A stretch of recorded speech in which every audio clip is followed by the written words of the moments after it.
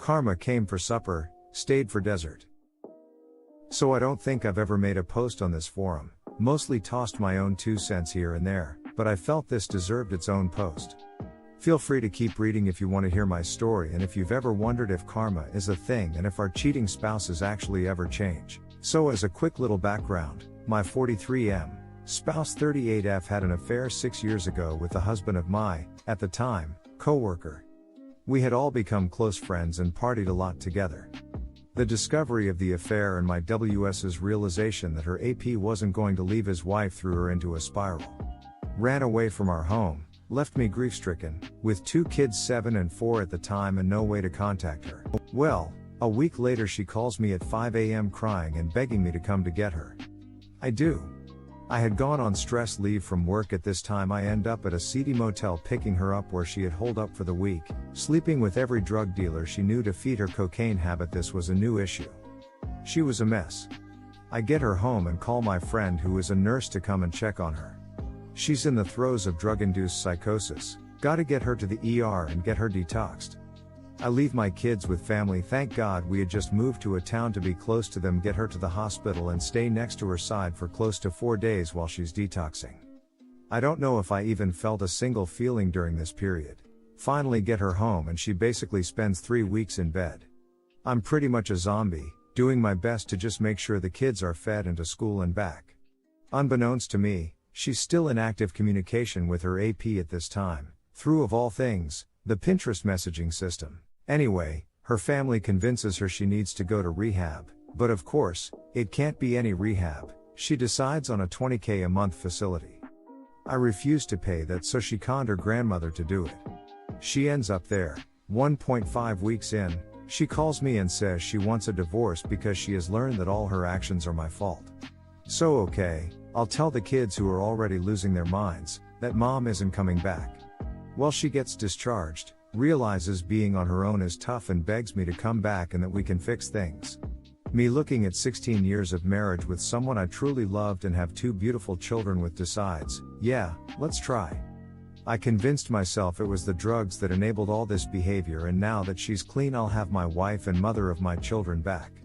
Looking back, this was the one thing I would have done differently. Fast forward 18 months of trying to reconcile.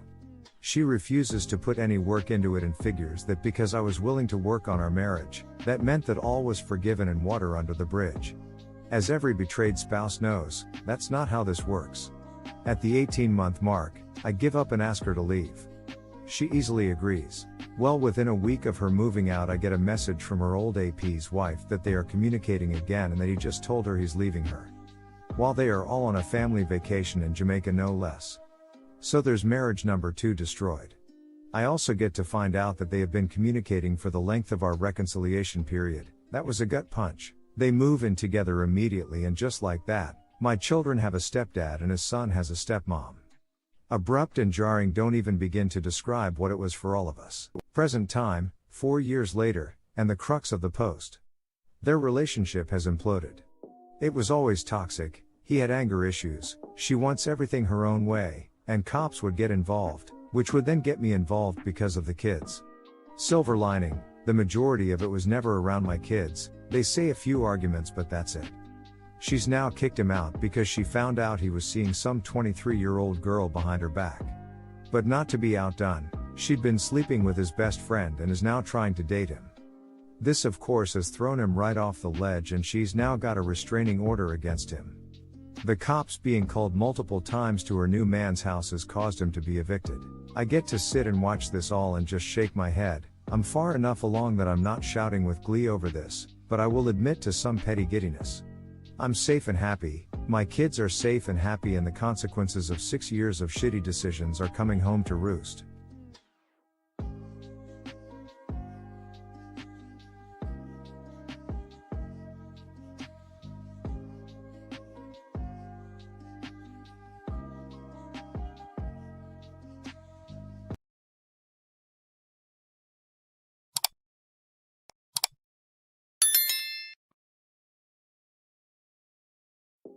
Caught my wife 29F cheating on me 29M again after a year.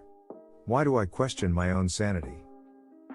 Hello everyone, This is my first post here and I just wanted to share, gather some opinions, and vent since I have no other channel available to me right now that gives me this opportunity, so I really appreciate to every single one of you who decides to read and share their honest thoughts from an outside perspective. Background: I'm a 29M, wife 29F, and we have two beautiful girls under 4 years old. Bear in mind my wife suffers from depression.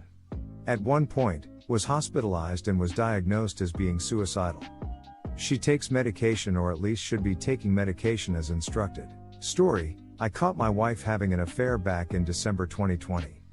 I didn't find out until a month later, January 2022, when my 2-year-old daughter gave me my wife's cell phone since it was out in the open in the living room.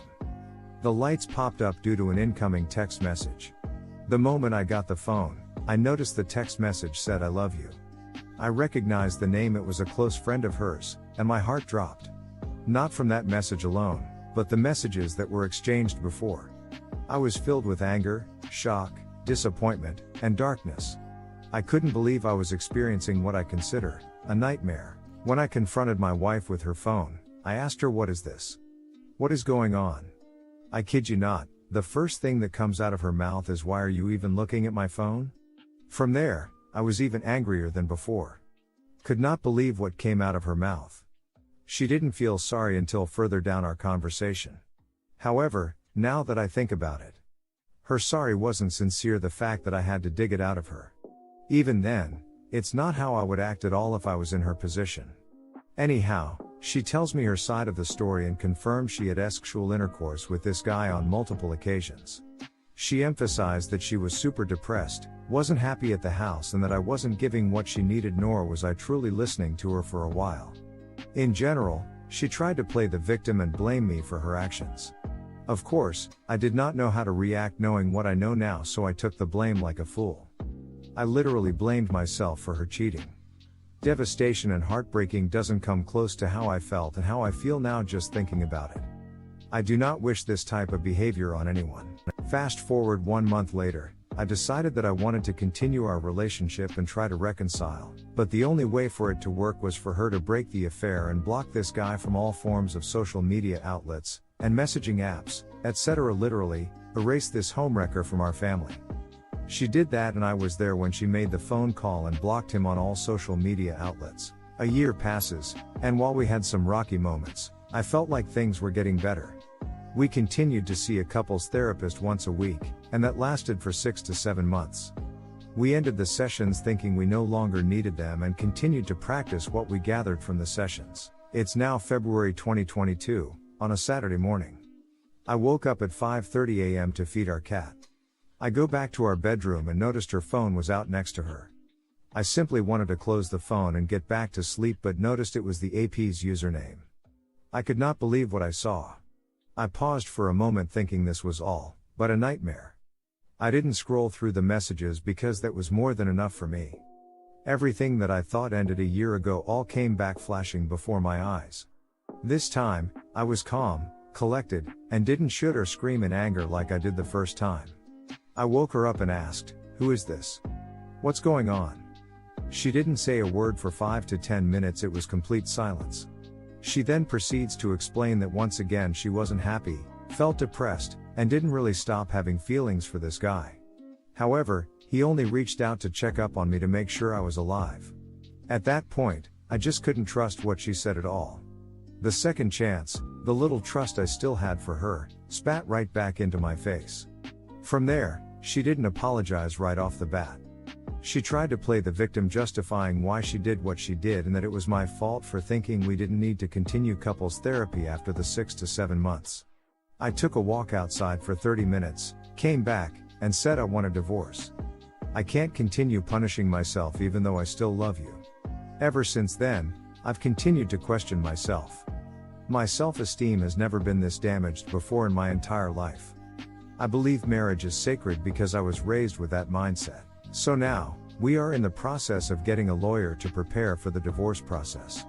I'm still trying to process everything, speaking with my friends for support, and so on. Once we are divorced, I plan to tell her family why we divorced rather than her trying to hide the truth. But what do you guys think? Should I? I feel like I should ensure they don't believe any lies that may come out of her mouth to suit her own agenda. Lastly, 1. Why do cheaters like to play victim the moment they are caught? 2. Why do cheaters blame the betrayed spouse? 3. Why do I question my own sanity when I'm not the one who cheated? Tell her family now. She not once stopped the affair, she got better at hiding it. File for primary custody of physical custody of your daughter, and you can make it a permanent stipulations and a divorce and custody agreement that as long as she's with the AP she can't be around her daughter because he's not allowed around your daughter. You can do that. But you have to give them the AP's first and last name, and also I suggest that you get you a father's rights attorney who specializes in father's rights and who is a pit bull of a divorce litigator to your benefit. I told her family yesterday, and honestly, it felt really good telling them because of much of a liar she is. To betray her own family for the sake of another guy. If I was in her position, I would have never done what she did. No matter how bad things got. Would rather leave than to betray and lie. Of course, values and having decent morals are important to me.